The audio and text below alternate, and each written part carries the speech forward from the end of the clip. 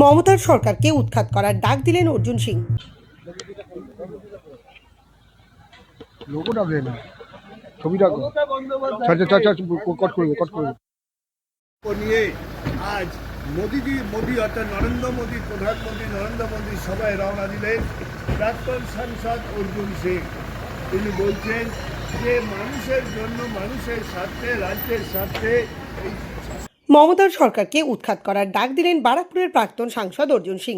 শনিবার জগদলের মজদুর ভবন থেকে বেরিয়ে কলকাতার ব্রিগেড প্যারেড গ্রাউন্ডে প্রধানমন্ত্রী নরেন্দ্র মোদীর জনসভায় যাওয়ার আগে সংবাদ মাধ্যমের মুখোমুখি হয়ে পদ্ম শিবিরের লড়াকু নেতা অর্জুন সিং বলেন, মমতার সরকারকে বাংলা থেকে উৎখাত করতে হবে।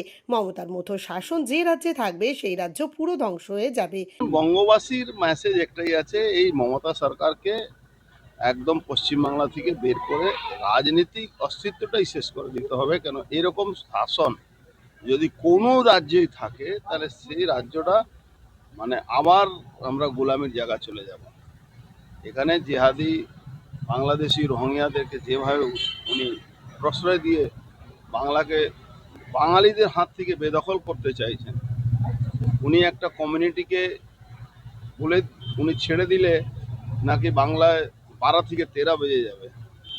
তো এই ধরনের বলার একটা মুখ্যমন্ত্রীকে ইমিডিয়েট বাংলা থেকে সরাতে হবে।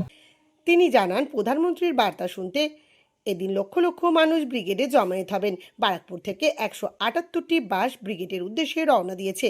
অনেকে আবার ট্রেনে চেপে ব্রিগেডে গেছেন।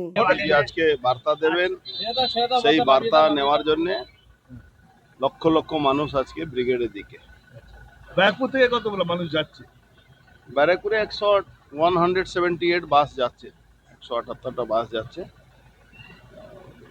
প্রায় আমার মনে হচ্ছে 20-22 হাজার লোক যাবে সে ট্রেন নিয়ে। 178টা তো বাস যাচ্ছে।